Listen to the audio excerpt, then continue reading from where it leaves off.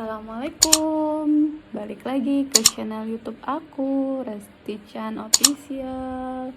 Sesuai janji aku kemarin, aku mau kasih tahu ke kalian semua, ke teman-teman semua yang saat ini sedang atau akan merencanakan IVF, itu berapa sih biayanya?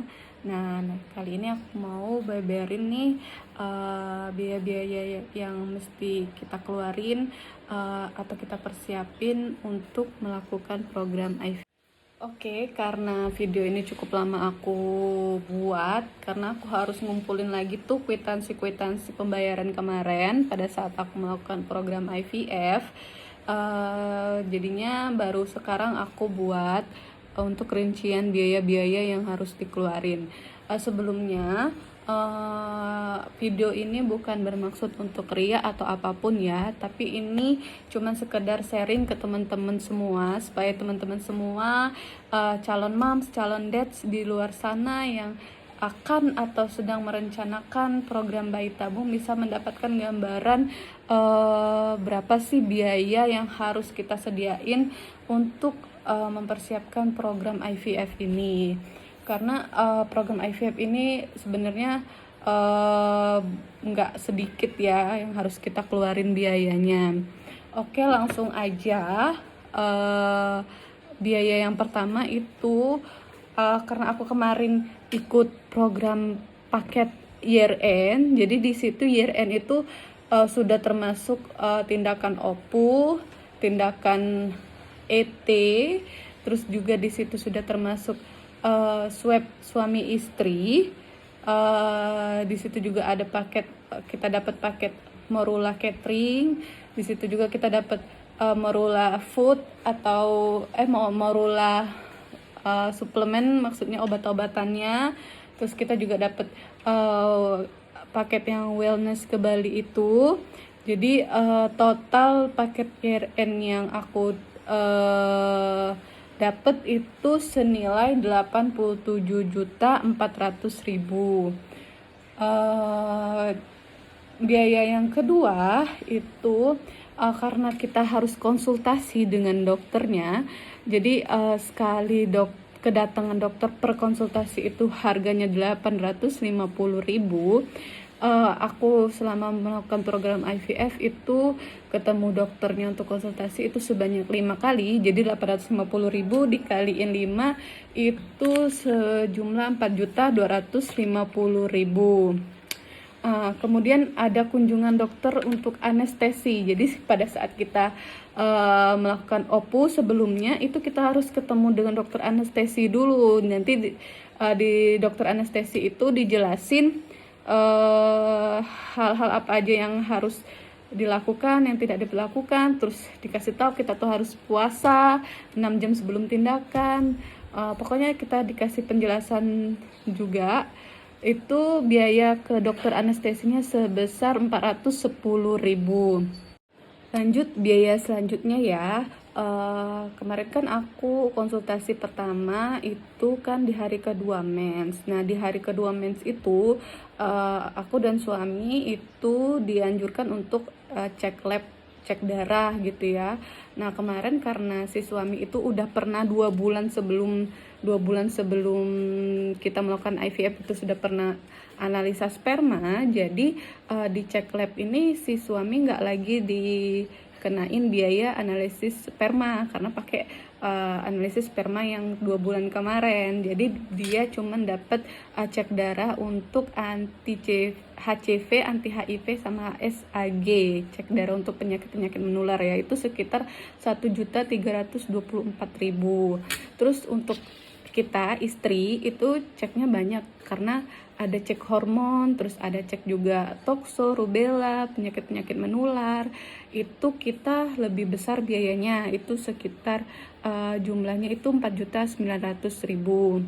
Terus kemarin kita juga pada saat pasca OPU itu kita disaranin untuk cek darah kayak estradiol, progesteronnya, dedimernya, Nah, itu gunanya untuk mengetahui kesiapan si rahimnya itu bisa nggak untuk langsung dilakukan embrio transfer.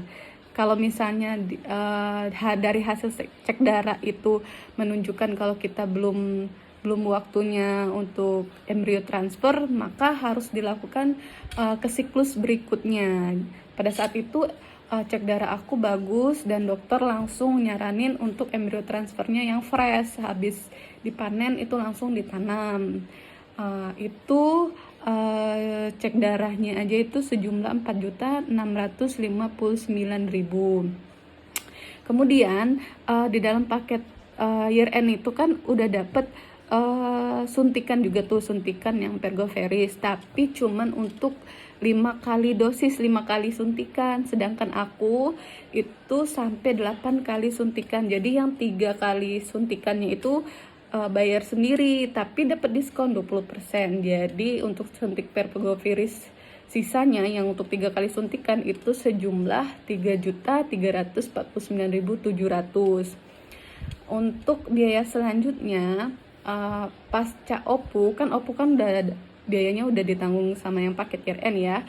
Nah, pada saat OPU si suami kan juga ngeluarin sperma. Nah, pada saat dia ngeluarin sperma itu dokter nyaranin untuk IMSI. Jadi IMSI itu tindakan untuk memilih lagi sperma suami agar benar-benar terpilih sperma yang berkualitas bagus, yang gerakannya cepat, yang bentuknya sempurna, yang bentuknya ada ekor, badan sama kepala, sama sperma yang gesit ya, sperma yang gerakannya cepat. Itu biaya IMSI-nya itu 9.250.000. Terus kemudian pasca OPU juga dikasih obat Krinon. Itu obat Krinon itu kayak dimasukin ke dalam vagina kita supaya si rahimnya itu siap untuk ditanam si embrionya tadi pada saat embrio transfer. Itu sejumlah Rp472.500. Kemudian terus ada suntik Ovidrel. Jadi pada saat sebelum OPU itu 36 jam sebelum OPU itu kan kita dikasih suntik Ovidrel. Itu kan suntik untuk pemecah telur ya, pemecah telur supaya nanti pada saat OPU telurnya itu sudah siap bisa untuk dipanen. Suntik Ovidrel itu sejumlah 1.029.000. Terus pasca ET embrio transfer itu kita dikasih obat-obatan untuk penunjang supaya keberhasilan embrionya itu menempel, itu senilai 4.884.000. Kemudian pada saat 2 weeks wait itu kita juga dapat suntikan DVT. Jadi kemarin dari hasil lab darah aku itu dedimer aku tuh di atas 1 nilainya. Jadi mau nggak mau suntik DVT-nya itu dilakukan setiap hari. Jadi sebanyak 12 kali suntikan dengan biaya 5.990.000. Kemudian karena kemarin itu dari sudah 12 hari menunggu atau 2 weeks wait-nya, kita tuh tiba saatnya untuk tes beta HCG.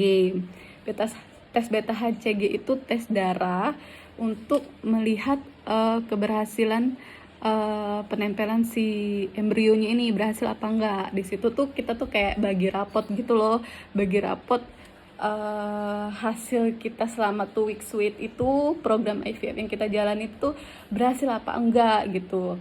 1 kali cek darah PTHCG itu senilai 642.000. Karena aku kemarin berhasil, alhamdulillah BTHCG aku nilainya 547 poin.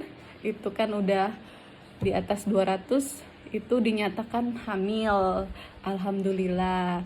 Nah, tapi beta HCG ini dilakukan 2 kali nih, minggu yang pada saat hari ke-12 sama minggu depannya lagi di tes beta HCG lagi yang kedua.